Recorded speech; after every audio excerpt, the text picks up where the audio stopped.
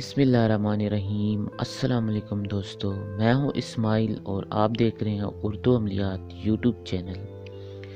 کیا آپ جانتے ہیں مصیبت کا کلمہ کیا ہے؟ انا للہ و انا الیہ راجعون۔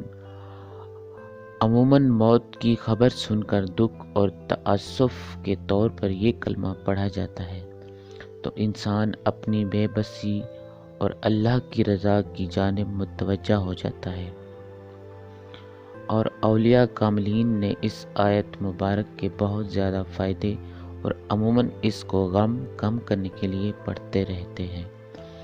بہت سے لوگ اس کلمے کے عامل بھی ہیں۔ انا للہ و انا الیہ راجعون پڑھنے سے اس کی بدولت گمشدہ چیز مل جاتی ہے، اور جب حد سے زیادہ ڈپریشن ہو جائے تو انا للہ و انا الیہ راجعون کی تسبیح پڑھنے سے دل کا بوجھ اتر جاتا ہے۔ اللہ کریم اس بندے سے خوش ہوتا ہے جو مصیبت کے وقت انا للہ و انا الیہ راجعون پڑھتا ہے۔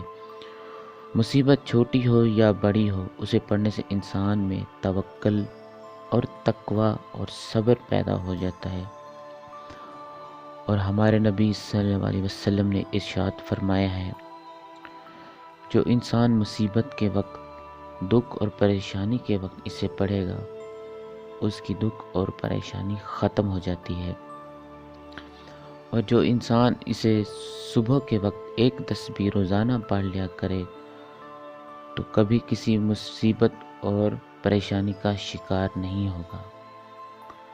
تو دوستو، امید ہے کہ آپ کو سمجھ آ گئی ہوگی۔